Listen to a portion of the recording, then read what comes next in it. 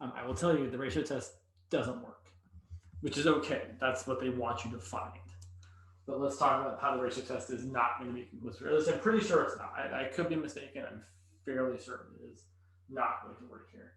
So we're taking the limit as n goes to infinity of the n plus 1 term, which is 1 over the natural log of n plus 1 to the 7th over the nth term, which is 1 over the natural log of n to the 7th. It's not very nice. Let me change my video setting just slightly here. But it's a little easier to see things. Okay. And so then of course, we're going to rewrite it like the limit as n goes to infinity of the natural log of n to the 7th over the natural log of n plus 1 to the 7th. Now, I think there's kind of a shortcut way we can deal with this. The long way to do this is to use L'Hopital's rule like a bajillion times, like 7 times, I think. I don't want to do that. You don't want me to do that. So what I'm going to do instead is I would say, well, I can rewrite this as the limit as n goes to infinity of the natural log of n over the natural log of n plus 1 to the 7th power. And there's a rule about limits that says if you have a limit of, basically, there's a rule that basically says the limit can pass through a continuous function, right? So the limit of some stuff to the 7th is the limit of the stuff to the 7th power. Right? This is equal to the limit as n goes to infinity of the natural log of n over the natural log of n plus 1 to the 7th power. Basically, I forget, it's somewhere in 21a. It's basically the limit as, as x approaches a of, I forget how it's written exactly, f of g of x is equal to the limit as x approaches, it's equal to f of the limit as x approaches a of g of x. Basically, as long as it's continuous at the value that the limit ends up equaling. So basically limits can pass through functions. And certainly something raised to the 7th power is a continuous function, right? X to the 7th, totally continuous. So we just have to find this limit here. Well, that's not too terrible. We can totally use L'Hopital's rule. So I'm just going to use L'Hopital's rule on the inside part here and say that's going to be equal to something to the 7th power. It's the limit as n goes to infinity of the derivative of the top over the derivative of the bottom. Well, clearly that's going to be 1, right? Because it flips over, you get n plus 1 over n. The limit of that as n goes to infinity is 1. So we get 1 to the 7th, which is 1, which means it is inconclusive. We don't know. So not that it's being asked, but I think it's worth exploring. How would you decide if this is convergent or divergent? Well, it's a little tricky, I think. Here is my intuition. Actually, first I should ask, are there any questions about this? That this is inconclusive.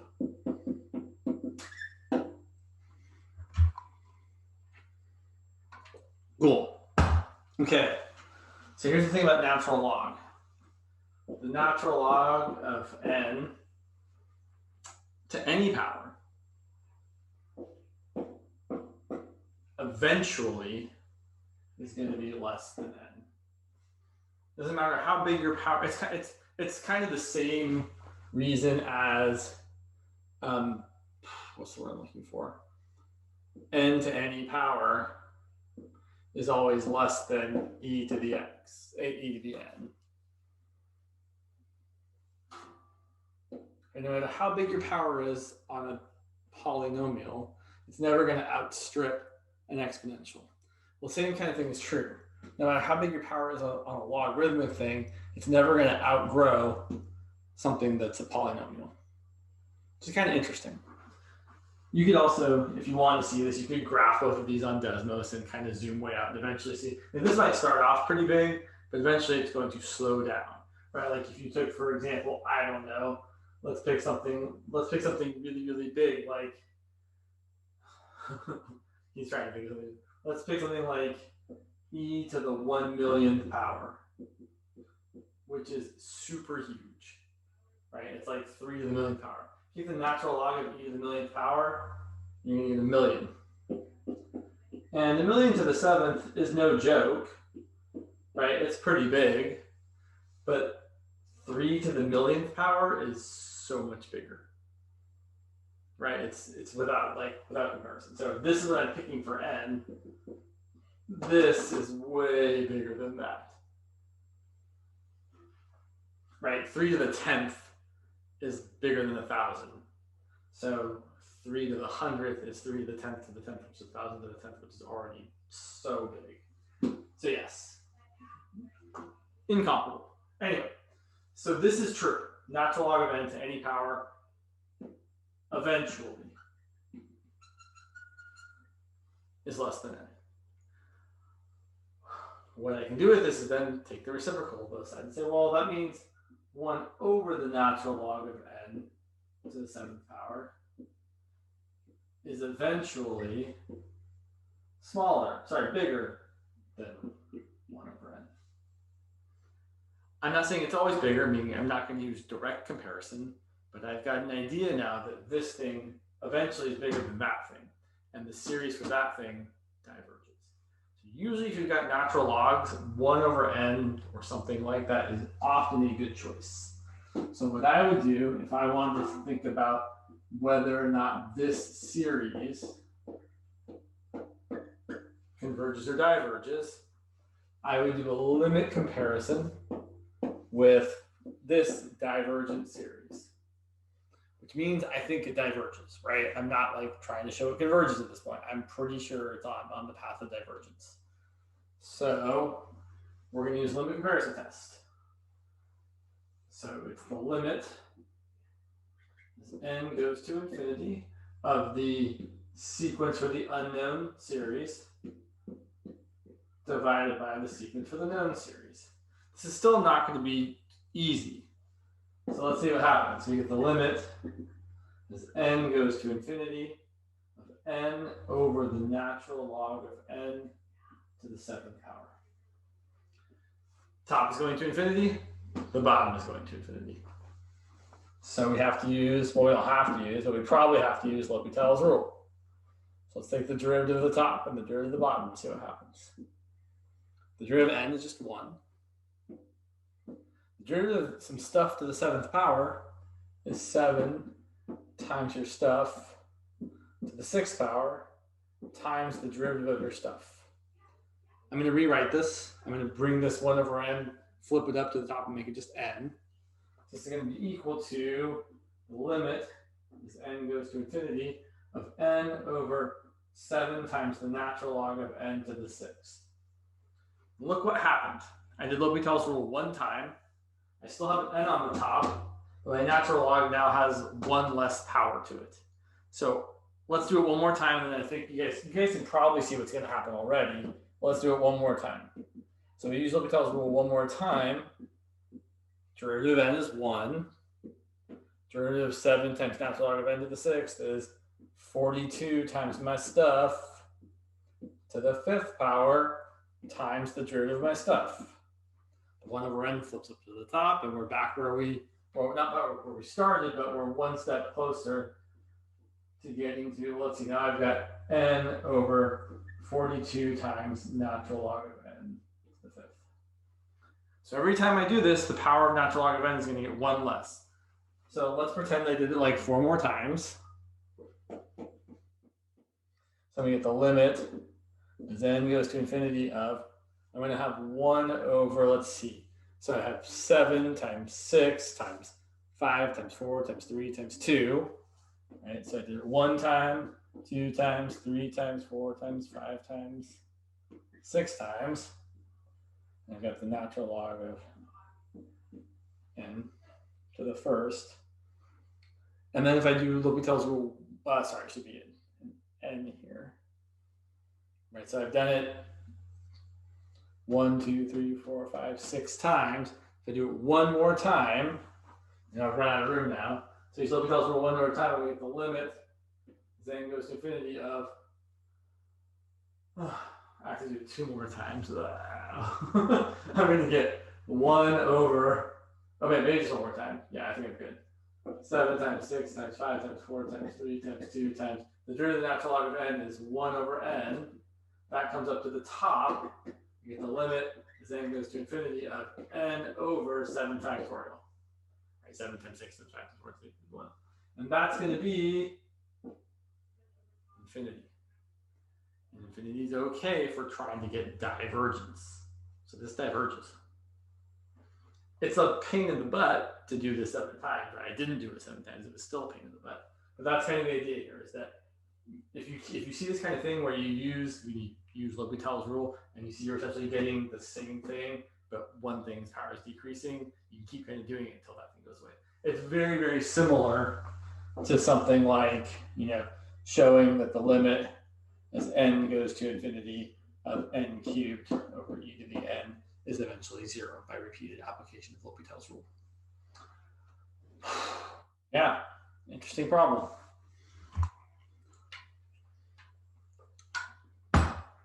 Okay. So where should we go next? The problem is the classes are in such different places. So that 1 is infinity, but the one on the other side is 1. The 1 is infinity. I'm not sure what you're saying specifically, Mariah. Yeah. This limit. Oh yeah, so this limit is equal to infinity.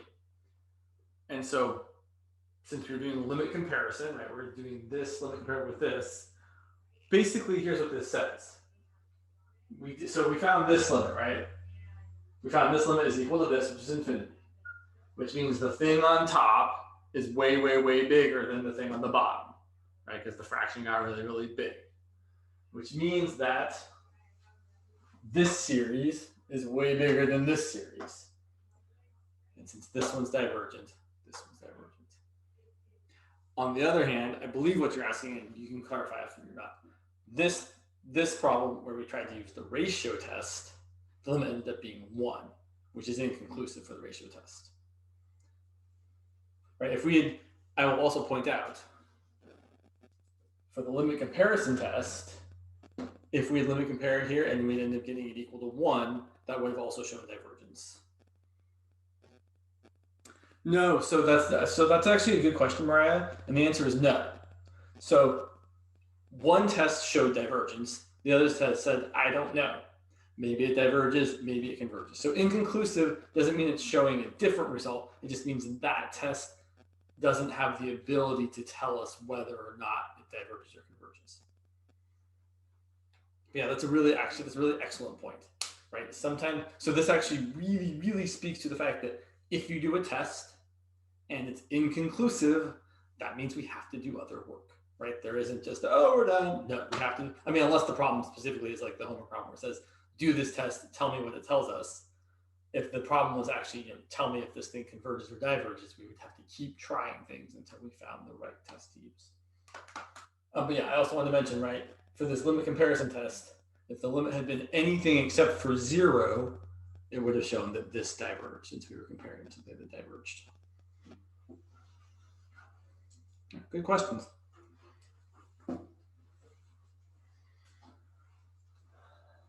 So we've been talking about, so I know, again, the classes are in very different places. I'm kind of trying to split the middle, which might not be the best result, but it's kind of what we got.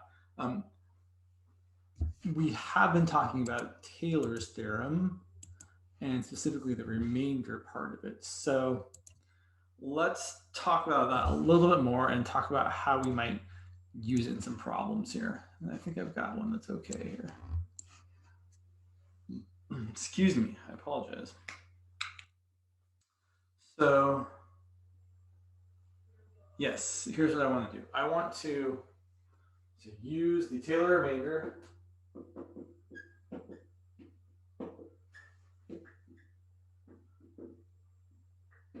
to estimate the following values, which we'll write down in a minute, to estimate the following accurately to within, I should say with error less than or equal to 0.0001. Sure, that seems fine. Okay. I'll remind everybody that the formula for Taylor's error is the following.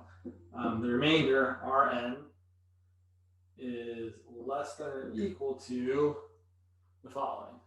The absolute value of the n+1 derivative evaluated at some z times x minus the center to the n+1 over n+1 factorial. Yeah, where again, this thing here, this f of this n+1 derivative, z, z is between a and x.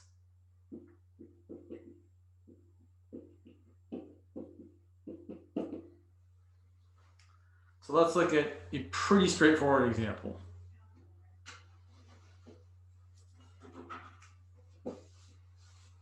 Maybe straightforward. I don't know. To me, I think it's straightforward. But that doesn't mean if you have questions, you shouldn't ask them, right? You should ask the questions if you have them. So we want to estimate e to the 0.7 power. Okay, so first of all, what's the Taylor series for e? We know that e to the x is equal to 1 plus x squared over 2 factorial, etc. Right? It's, what's the word I'm looking for? It is, sorry, brain. It's the sum from n equals 0 to infinity, x to the n over n factorial. And I will point out, it is definitely centered at 0, right? So it's centered at 0. And in this particular example, our x value is 0.7.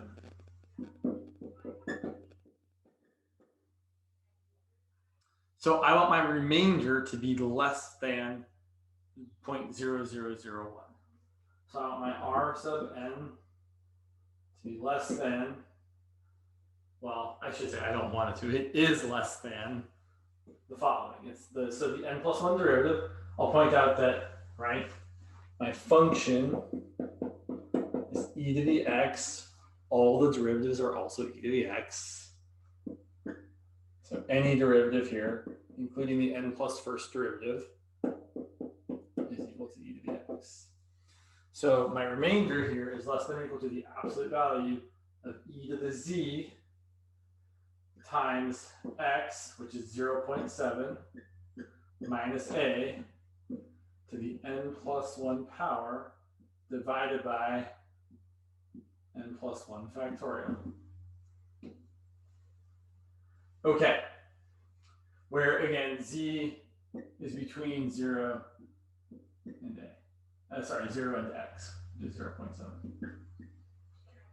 So this is the stage where you start kind of making some helpful kind of approximations. So e to the z, well, I want, so, but again, this, I need to basically find an upper bound for this. Well, the biggest it could be is e to the 0.7. That's not super useful, right? Because I'm trying to approximate e to the 0.7. If I can just plug in what it is equal to here, that kind of defeats the purpose of doing this for the approximation. So it seems kind of silly to be like, oh, I'm going to use the calculator and be like, okay, e to the 0.7 is 2.013. That's not super helpful. Now here's the thing. We also can't just use 2 because 2 unfortunately is not big enough, right? E to the 0.7 is a little bigger than 2. So what I'm going to say is this is less than or equal to, I'm just going to use a nice decimal approximation for e. I'm going to say 2.7, right? or for, I'm going to say that I know E is 2.7. I know E, approximately, I know it's 2.71, whatever. And E to the 0.7 is definitely less than that by enough that this is a safe estimate. Here, let's say 0.7 minus 0. Well, that's definitely going to be less than 1. I will also mention, people make different choices at this stage. So my estimate and someone else's estimate might not be exactly the same. And that's okay. And then n plus 1 factorial, that's where we're going to actually figure out what n is going to be. And we want this to be less than 1 over 1,000. So we have to figure out what n plus 1 factorial is going to be. So we need, let's see, I'm going to multiply up over here. So I'm going to multiply up over here. So 2.7 times 1,000 needs to be less than n plus 1 factorial. Now that's 2,700. So then it's good to know what your factorials are. So, okay. Some of these are going to be right. So 3 factorial is 6, 4 factorial is 24, 5 factorial is 120. Right? I would probably just start using a calculator. 6 factorial is 720, and 7 factorial is definitely going to be big enough, right? 7 factorial is, I think, 5,040. That's bigger than this. So that means n plus 1 has to be 7, so n equals 6. Okay, we're not done. Right, that just tells us how many terms we need. Then we actually need to say, okay, so that means r sub n is going to be 6. Sorry, n is going to be 6. So that means I need up until, sorry, I'm about to write something stupid, so I want to make sure I get it right. Yeah, I really want to get it right. Okay, yeah, sorry. Run out of room. Sorry. I hate running out of room when I'm like about to write the final part of it. So here's what we need.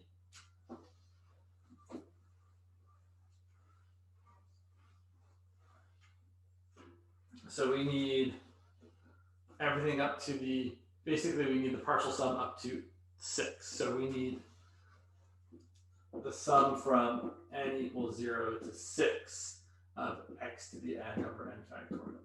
So we need 1 plus x plus x squared over 2 plus x cubed over 3 factorial plus x to the 4th over 4 factorial.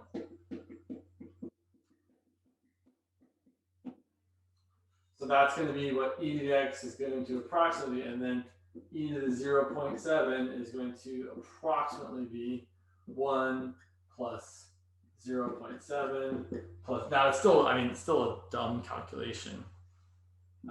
0.7 squared over 2, 0.7 cubed over 3.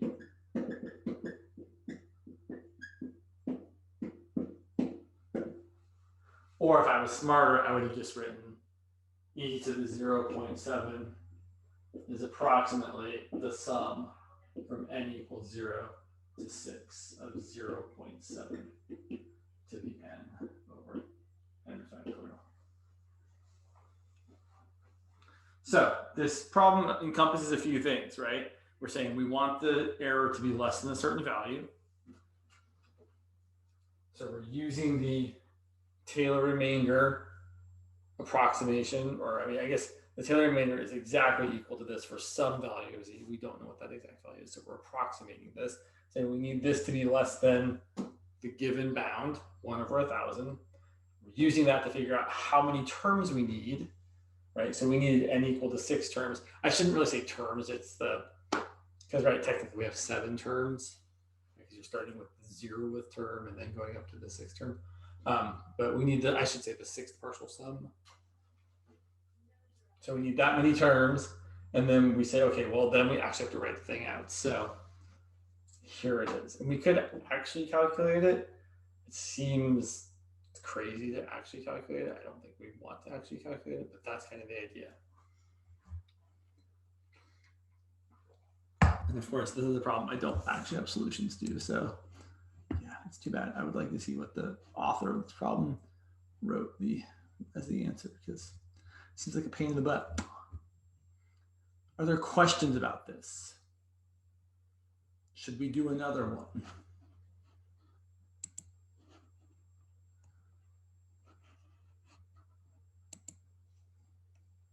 Okay.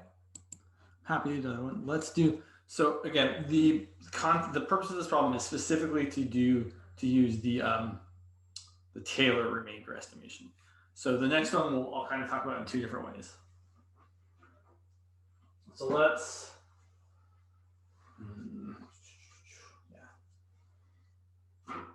let's do the same thing, but now we're trying to estimate sine of 1.1. Again, with an error less than 1 over 1,000. Sorry, 0.1 over 10,000. Ooh, well, I might have, oh boy.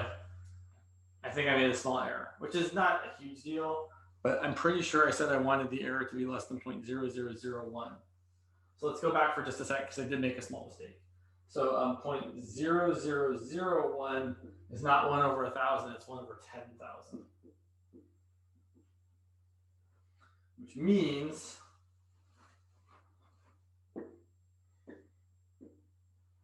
7 factorial isn't big enough. 8 factorial is. 8 factorial is 8 times 5,040, which is definitely going to be 40,320. So we actually need n equal to 7. So our actual answer should have been the thing we had before, but with a 7 instead of a 6 as the final value of your power and your factorial. So it's always good to be careful. So for sine of 1.1, we're going to do the same sort of thing. And so all these problems, to some degree, I guess, no, they really do depend on the fact us already kind of being aware of the Taylor or Maclaurin series. Not that you have to start there, but I think it's worth remembering that sine of x centered at 0 is equal to the odd terms, x minus x cubed over 3 factorial plus x to the 5th over 5 factorial, etc. And you can write it as, sorry, did someone say something? No, it's for my wife, sorry. Sometimes I'm like talking and I hear my wife and it sounds like someone could be saying a thing. So sorry, anyway, it's the sum from n equals 0 to infinity of x to the 2n plus 1 over 2n plus 1 factorial times negative 1 to the n. So that's our series. We're probably going to use that at the end to kind of estimate the thing. All right, so again, if I'm trying to find the remainder, it's going to be less than or equal to the absolute value of the n plus 1 derivative at z times x minus a. Sorry, this formula is always like, what's the formula again? Okay. Our center is 0. Our x value is 1.1. And z is between 0 and 1.1. But here's the deal, and here's what's nice about this particular example. Any derivative of sine is either cosine or negative sine, or negative cosine, or negative, right? It's either sine or cosine plus or minus. And any derivative of sine or cosine, well, I should say, sine or cosine is always less than or equal to 1 in absolute value. So we can definitely say, well, whatever this is, it's definitely less than or equal to 1. Which I know I've written in the dumbest way possible, but I'm reading it this way. I'm like, oh yeah, that's less than or equal to 1. Sorry, that looks kind of silly. So this is going to be less than or equal to 1 times 1.1 minus 0 to the nth power over n plus 1 factorial. And I want this to be less than 1 over 10,000. Okay, now here's the problem. I mean, it's maybe a problem. This 1.1 to the n, right, it's not just 1. It is going to get bigger as it gets bigger. It's not going to get super large, though. So, and I will say the issue with this estimate thing that we're doing all the time here is that it often boils down to having to deal with this. And there's no like nice way of solving, right? It's not, you can't really, there's no nice way to solve for n plus 1 factorial equal to a number, right? You can't like undo a factorial. There is no, right? It's not like you're doing n squared, you can square root both sides. There is no inverse factorial operation that I am aware of. Like there may be some crazy thing I'm not aware of, but I don't think there is. So this is where we have to kind of just be like, well, what n value is going to be big enough? So let's go back to what we did before. I think 7 might be large enough. So let's see. 7. Let's check. 1.1 to the 7th power. I don't know what that is. We'll deal with it in a minute. But 7 plus 1 is 8, and 8 factorial was equal to 40,320. Let's see. 1.1 to the 7th.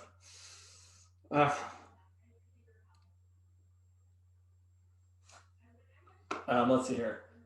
I don't know. Maybe. I don't know how big that is. I guess I need a calculator. Oh, thanks, Mariah. So it's about 2, which is certainly still less than 1 over 10,000. Right, because this is like 1 over 20,000. So it is smaller. So in this case, we know that we need to go to, now, yeah, I should be a little bit careful here. That's all right. So the problem, I feel like these ones are kind of extra confusing sometimes because we do only get the alternating terms, right? So, yeah.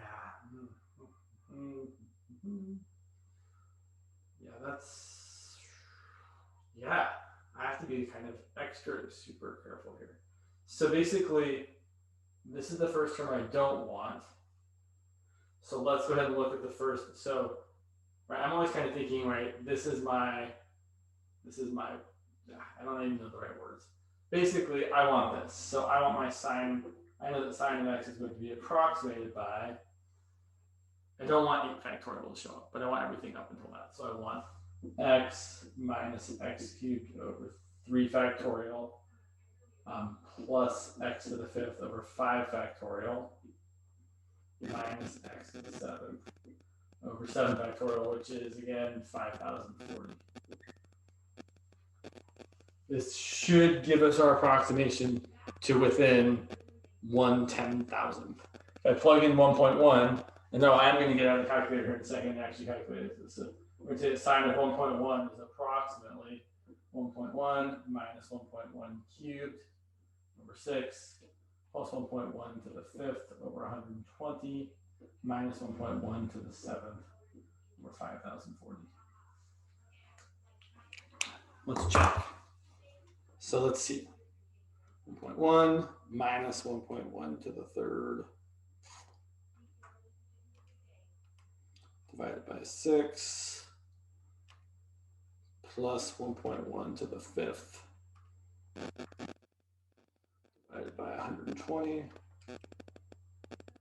Real small, it's 0.89 minus 1.1 to the 7th divided by 5,040.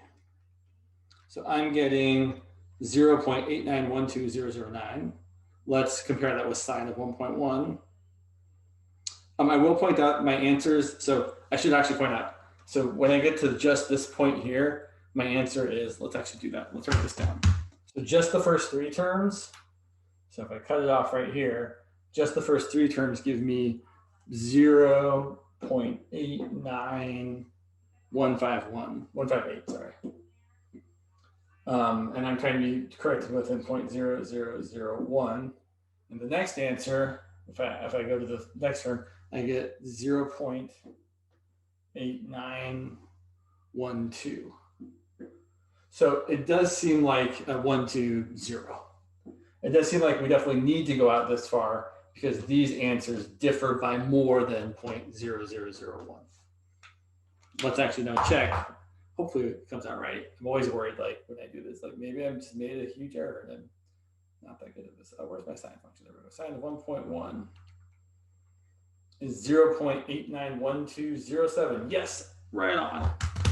So 0.891207. So we definitely needed, right, the first three terms were not enough for our approximation to be as close as it needed to be. It's good to know. Yeah, I like that. I'm pleased with that. Something else I wanted to say. I will also point out that for this particular problem, we could have used the, now I know the problem specifically said to use the Taylor remainder theorem to do this, but if the problem didn't say that and just said, find estimate sign of 1.1 using as many terms as necessary to have the remainder be within 1/10,000.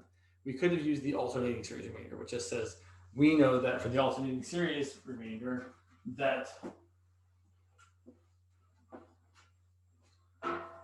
your Rn is just less than or equal to your An plus 1. So for this one, we know that the remainder is less than or equal to whatever the next term is. This term is obviously not small enough, right? 1 over 5,000 is definitely bigger than 1 over 10,000. So we would have had to go to the next term for that remainder to be small enough, right? So the next term for sine, right, would have been the x, the 1.1 to the 9th over 9 factorial, right? Because the sine thing alternates every odd power. And that definitely is small enough. It's always weird with sine and cosine because you're missing every other term. So I think it's kind of super funky.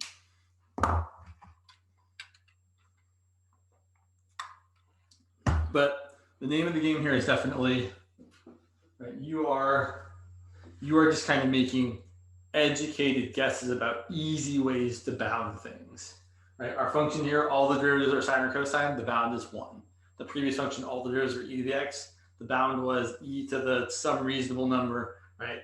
We had e to the 0.7. I just said, let's pick 2.7 because I know that's going to be bigger than e to the 0.7. I was close to picking 2 for that one, but we realized the 2 wasn't quite big enough. Although it probably would have still been fine.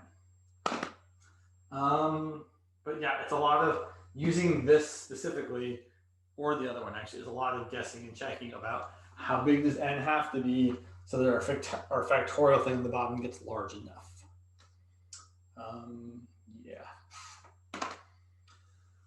I feel like there was one other thing I should address about this. So this Taylor stuff gets kind of weird, and some people get more specific about it than others.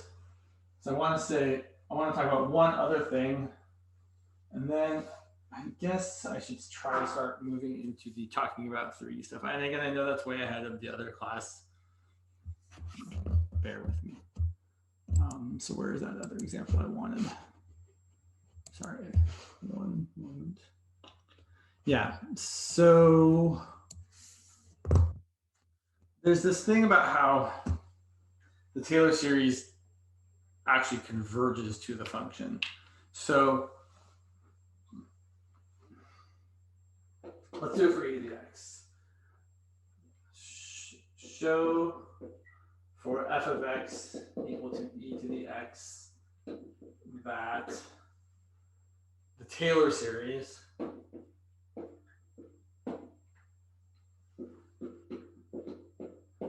converges to e to the x for all values of x.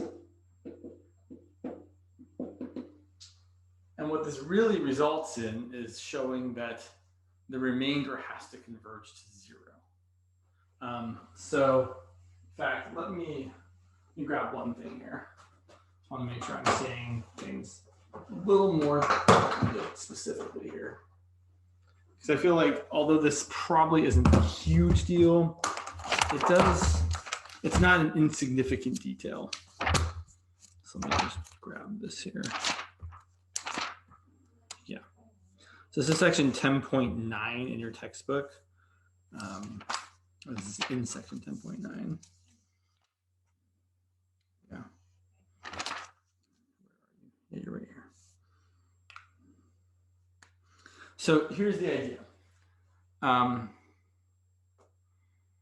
We can say that the function f of x which is going to be e to the x in this case, but I'm just going to write out the Taylor formula in general. I'm going to write out the long way though. It's going to be f of a plus f prime of a times x minus a plus lots more things, f double prime of a over 2 factorial times x minus a squared.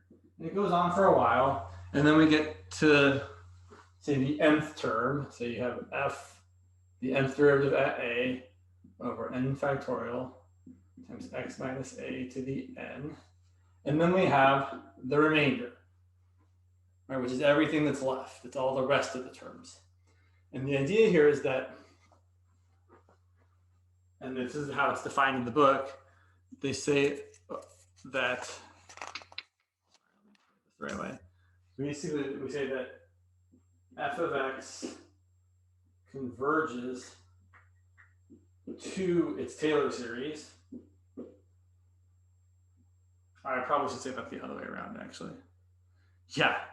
Let's use the correct terminology here, James. The Taylor series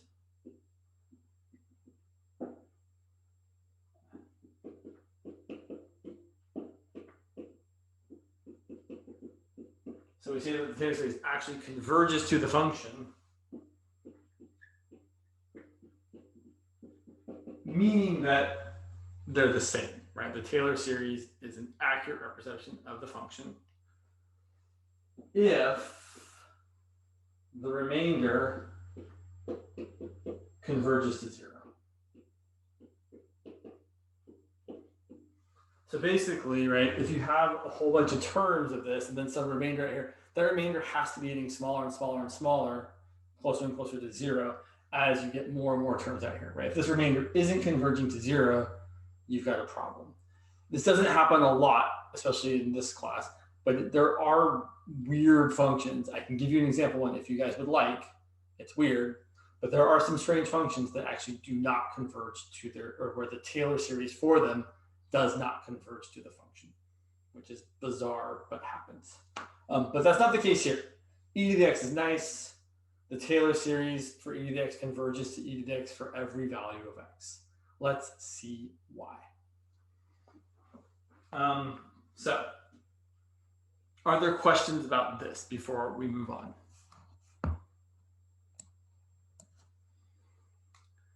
I will certainly point out that when I first learned this, it was not super clear to me what was going on. I was like, well, shouldn't just the Taylor series always equal the function? It's not the case. It doesn't always.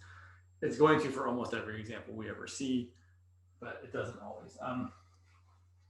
Yeah. And it's kind of this idea, right. So basically, this part here, this is the partial sum. And so the idea here is that this polynomial converges to this function as long as this remaining part converges to 0. Otherwise, right, if you let n go to infinity and this part isn't going to 0, well then this and this aren't the same, because this equals this plus a non-zero number, which means they are different than each other. So that's why this has to go to 0, so that this part here can converge to the function. Okay, hopefully what I've said doesn't sound too bizarre. So let's look at it for e to the x. This is where the importance of the Taylor remainder thing actually really comes into play, is in being able to show that a Taylor series converges to the function. So for e to the x, and again, let me be super here. Yeah.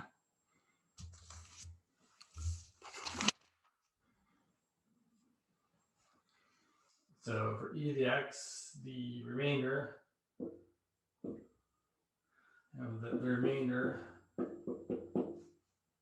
is equal to the opposite value of the n plus 1 derivative at z times x. It's centered as 0.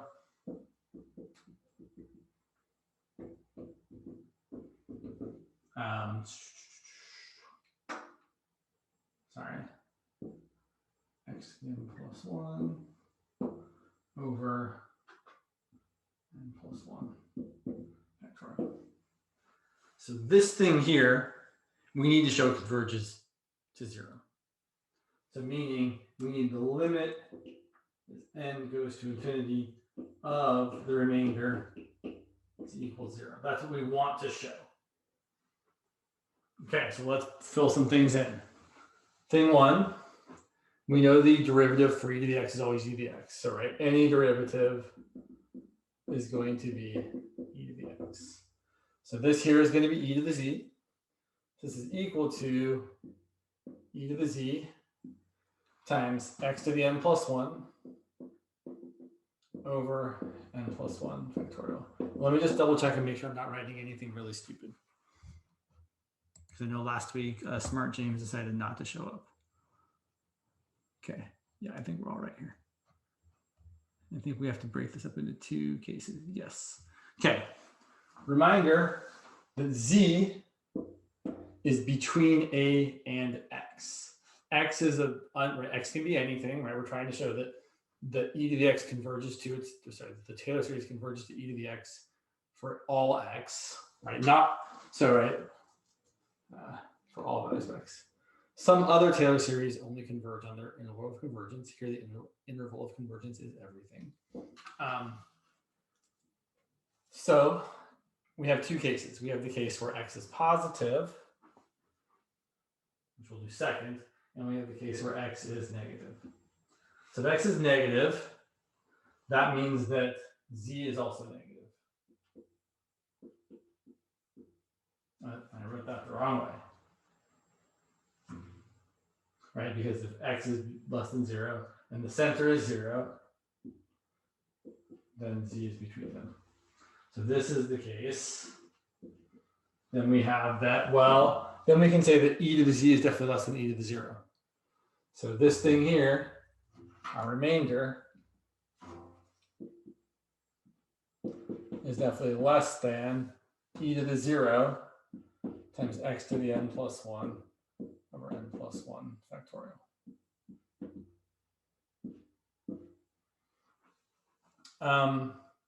But then x to the n plus 1, in fact, let me take a look here what I'm doing. Sure. Okay, how do we get to say that? Sorry, I'm just looking at one thing here. I'm like, that seems a little weird. Oh no, yeah. Right, we've done that a while ago. So I know it's been a while, but it is true that for any real number x, like if x was like 3 to the n plus 1 over n plus 1 factorial goes to 0. It doesn't matter what x is, whether it's positive or negative. If you have some, and so right, but we have to kind of remind ourselves here that x isn't infinity. I know that x can be any real number, but that's not infinite. So x can be like 1,000, and eventually, if you take the limit as n goes to infinity of 1,000 to the n plus 1 over n plus 1 factorial, this bottom part outpaces the top part by a lot. So that limit's going to be 0. Hopefully everyone is okay with that. The idea is, or I mean, oh, no, that's not right. Another way you can kind of think about it is the top you're always multiplying by x. So every time n increases, you multiply by another x. The bottom, every time n increases, you're multiplying by the next biggest number. So eventually, no matter what you pick for x, the bottom is eventually going to get the next biggest number that's bigger than x. And so you're going to be multiplying by like 1,000, 1,000, 1,000 every time. At the bottom, you're multiplying 1,001, 1,002, 1,003. So eventually the denominator is going to get much, much larger than the numerator. On the other side of things, if x is greater than 0, then z is between 0 and x. And so we can't say that e to the z is less than 1. We can say that e to the z is less than e to the x. So we can say that our remainder here is less than e to the x times x to the n plus 1 over n plus 1 factorial. I guess I can use the answer as well. In this case, well, it's really the same as this. X to the n plus 1 or n plus 1 factorial is going to go to 0, and e to the x, if x is just a number, e to the x is also just a number. So this is also going to go to 0. So here's what we've shown.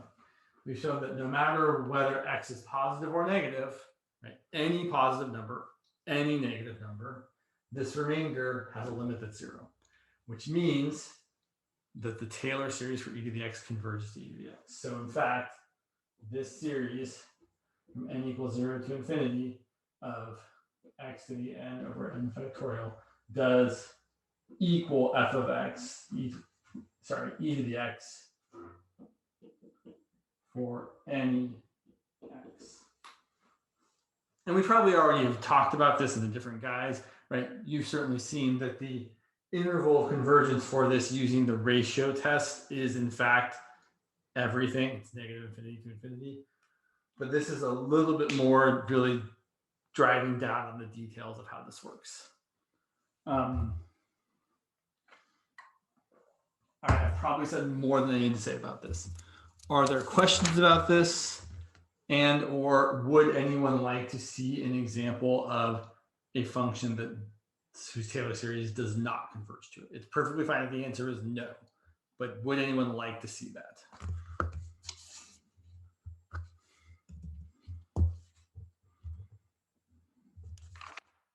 You guys are like, no, please stop talking about this. It's perfectly fine. This stuff is kind of bonkers.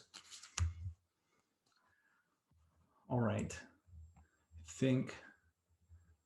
I think what I'll probably do is, I know I have the example somewhere of actually the thing. I might just send that to you guys so you can, if you want to on your own time, take a look at it, because it is kind of neat.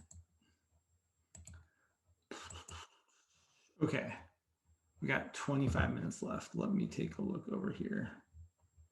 Where is the thing I'm looking for? There you are. So, sorry.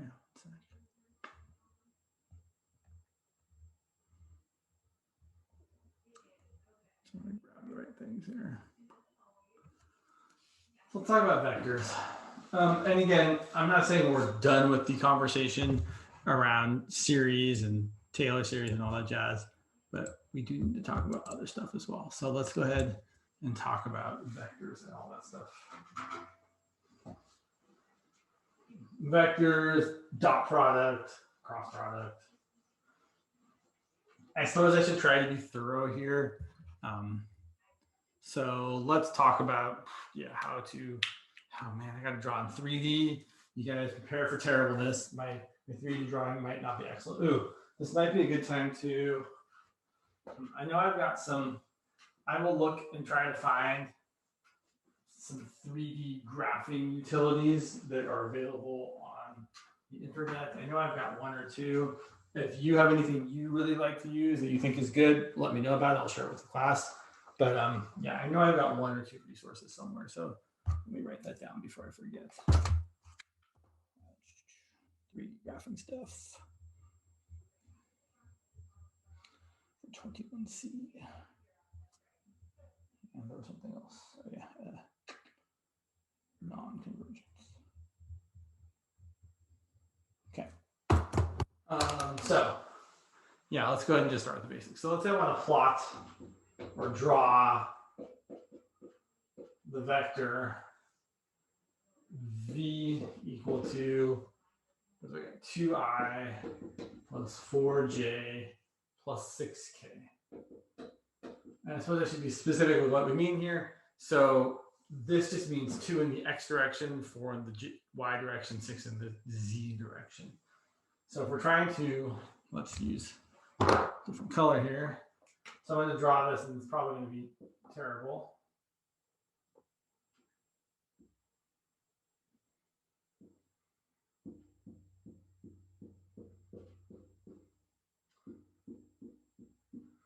So the way this typically works, although not everyone does it the same way, is that this vector or this axis kind of pointing at you is the x-axis. This one to the right is the y-axis. This one pointing up is the z-axis. Your three-dimensional coordinate system should obey what is commonly referred to as the right-hand rule. If you stick your hand along the x direction, so out at you, and curl your fingers in the y direction. The right hand, right? It's called the right hand rule, right? Fingers in the x direction, curl towards the y direction. Your thumb should point in the z direction. All in the positive, right? Oops, yeah, then gross. Red pen, sorry. Right. Fingers in the positive x direction, curl towards the positive y direction. Thumb is in the positive z direction. So as long as you've got that worked out, your coordinate system is fine. If I want to draw this thing, so I'm going 2 in the x direction, and then 4 in the y direction. So there's 1, 2, 3, 4 in the y direction. So I'm kind of going, and the method I kind of use for drawing stuff here is basically, if I'm trying to go 2 in the x direction and then 4 in the y direction, I have to go 4 parallel to the y-axis, or I can go 4 in the y direction and I have to go 2 parallel to the x-axis. So there's the point, 4, 2, 0. Then I have to go 6 up.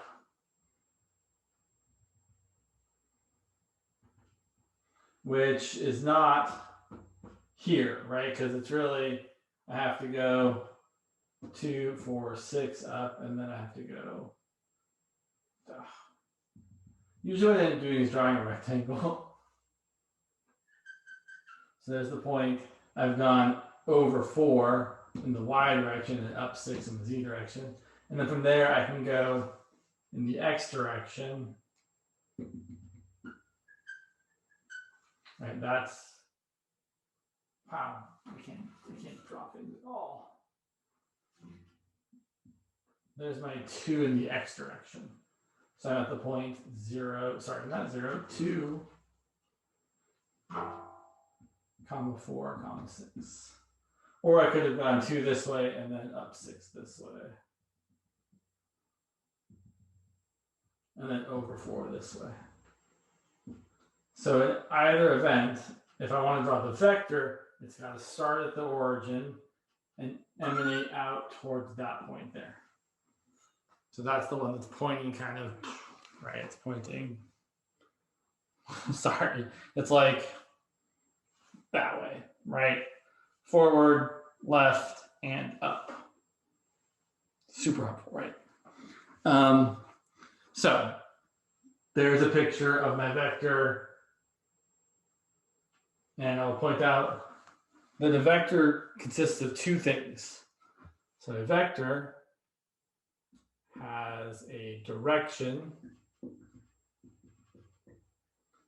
and a magnitude. Sometimes the direction is easier to explain than others. Here I would just say the direction really is, I mean, this is kind of the easiest way to say it. The direction is that. It's 2i plus 4j plus 6k.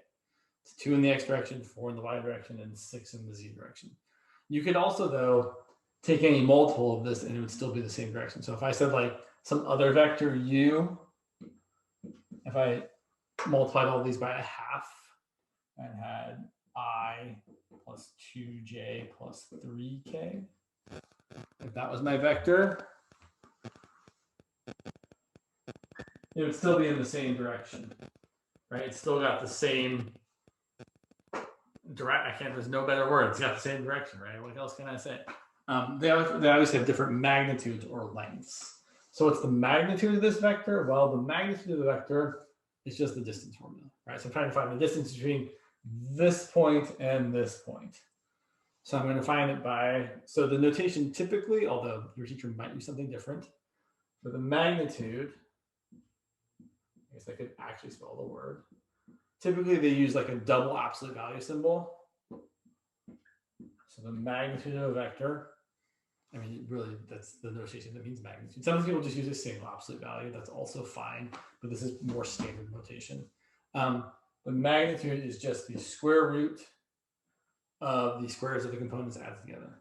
So you could say it's the distance between this point, 2, 4, 6, and this point, 0, 0, 0. I don't think we really need to write out that it's 2 minus 0 squared plus 4 minus 0 squared plus 6 minus 0 squared. Right? It's just the square root of the components squared and added together. And that's the distance between any point in any dimensions, right? In 2 dimensions, it's the difference in the x's plus squared plus the difference in the y squared. In 3 dimensions, it's the difference in the x squared plus the difference in the y squared plus the difference in the z squared. And if you had higher dimensional space, the distance is defined to be just the sum of the squares of the sum of the, oh my God, the square root of the differences of each coordinate squared added together. Which is going to be what? 4 plus 16 is 20 plus 36 is 56, which probably reduces to something. It does. It reduces to 2 square roots of 14. Yeah, 14. Anyway.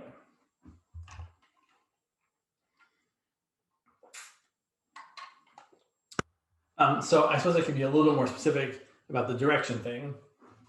So while it'd be fine to say the direction is this or this, there actually is a standardized way of talking about the direction of a vector. So if my vector is this one, 2i plus 4j plus 6k, we would say that the magnitude is exactly what we found. It's the square root of 56, or if you prefer, to root 14. The direction, well, here's the thing. We like everyone to give the same answer. If I asked the question that says, what's the direction of this vector? And I had 20 different answers, it'd be hard for me to grade. And I'm sure there's other reasons too. So typically when we talk about the direction a vector has, we want to say, well, instead of saying it's any old vector with the same, right, multiples, right? You can say it's this. You could say it's I plus 2j plus 3k. You could say something else stupid like 10i plus 20j plus 30k. We prefer to say, well, it's going to be the vector that has length 1 in the same direction, or the unit vector. So the direction of a vector is the unit vector in the same direction. I should also point out that for anybody planning on taking 22A, which I imagine is most of you, this stuff definitely comes back up. So this is kind of, I mean, it's not like, I should say some of this stuff. So like the vector stuff, all this stuff kind of comes back up. The stuff you learn later in this chapter, like the distance between a point and a plane, or a line and a point, all that stuff doesn't really show back up in 22A. But this beginning stuff definitely does. Dot product, cross product also definitely come back up in 22A. So the direction of the unit vector in the same direction, it's really, really easy to calculate the unit vector in the same direction. So you take the vector and you divide it by its magnitude. This is going to have, right? So we're just scaling it, and we're scaling it down so its length is now divided by its length, right? So if you say that this is my vector, it's going to be this 2i plus 4j plus 6k divided by the square root of 56. Or if you prefer, you can write it as 2 over the square root of 56i plus 4 over the square root of 56j plus 6 over the square root of 56k. And I hope it's not a surprise to anyone that the magnitude of this new vector is 1, right? If you take a vector, its length was the square root of 56, you divided the vector by the square root of 56, its new length should just be 1.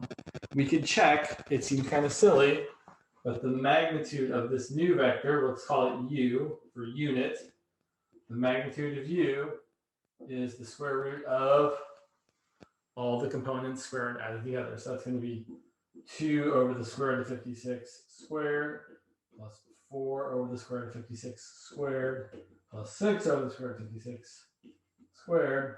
And to no one's surprise, that's the square root of 4 over 56 plus 16 over 56 plus 36 over 56, which is the square root of 1. So whenever you normalize, now I feel like I'm using the wrong word. Whenever you make a unit vector out of a vector, unitize? Shoot, now I feel like this is normalization, but now I'm not positive about my language choice here. Whenever you divide a vector by its own magnitude, you make it a unit vector. So that's the direction. I would say that this is the direction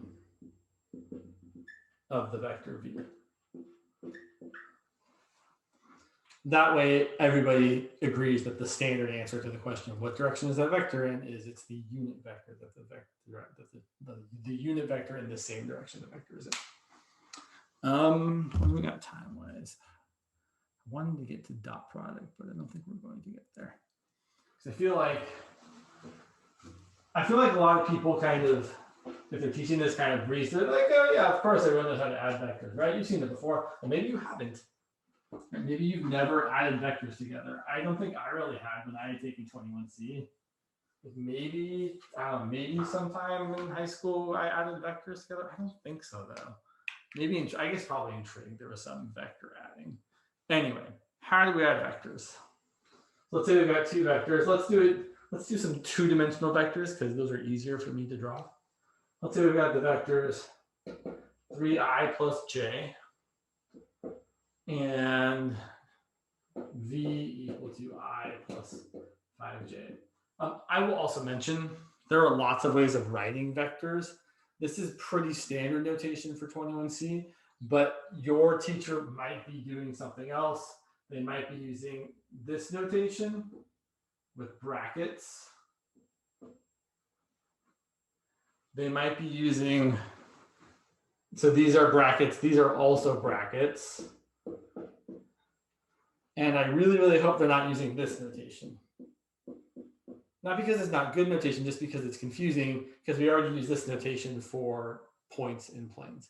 So I would like to imagine everyone's using this, but just be aware they might be using this or this or this. Or I guess even sometimes they write it like that. So you guys will have to let me know what kind of notation your professor might be using for any of these things. I will try to use whatever is being used, but I'm also going to use what's convenient.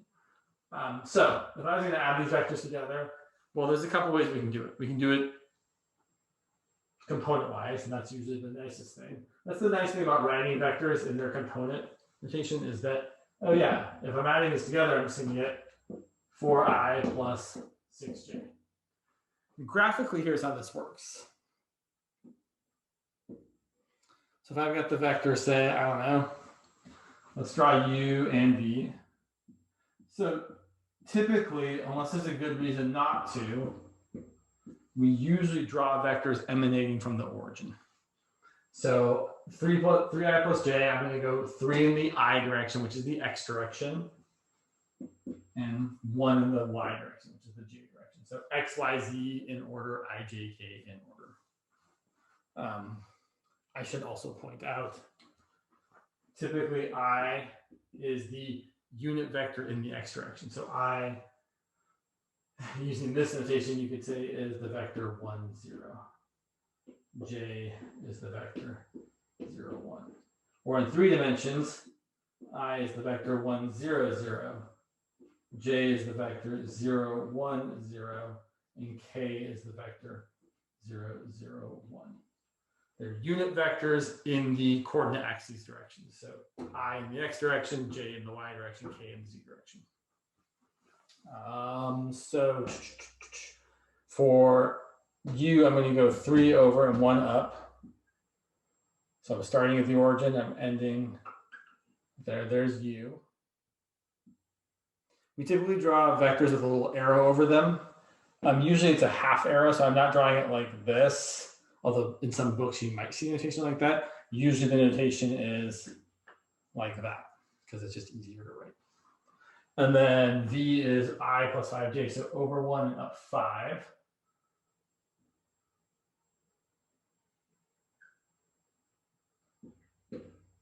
And then u plus v is basically you're going to take u, so you're going to do u, and then you're going to append v onto it. Or you're going to go head to tail, you have to say. So I'm going to do the head of u and then put the tail of v on the head of u. Or you can do it the other way, right? You can also do, and just like with most types of addition, it's commutative, meaning the order doesn't matter.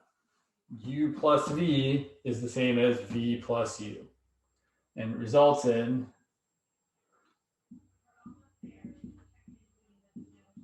this vector here, which if I've drawn it correctly, should be ending at the point 4, 6, which pretty close. We'll call it good.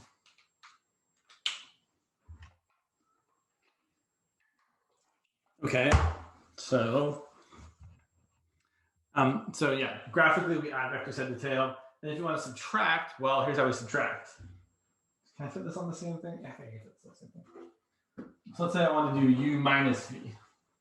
Let's do it in red. So let's do, we'll also have u in blue, minus v. I want to do minus v, sorry. Minus, yeah. So here's the thing about minus v. Minus v is the same thing as v, but in the opposite direction. So v starts here and goes that way. Minus v does this. And it's going to be minus I minus 5j. So we're going to go left 1 and down 5. So there's our minus v.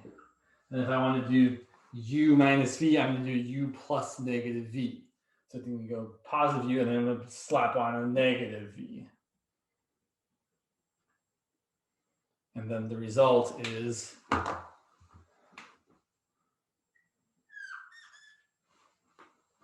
so there's u minus v, which I will also point out is the same as the vector if you go from v to u. It's kind of neat. There's interesting graphical stuff that happens with these vectors. So u minus v, right, you can say, if I want to draw it, you can draw v and then go down to u, where u ends, which is kind of cool. So anyway, but if we want to calculate it, calculating it is super easy. U minus v is just subtracting. 3 minus 1 is 2. 1 minus 5 is negative 4. So 2i minus 4j. Yeah, that looks about right. It looks like I've gone over 2 and down 4. That seems reasonable.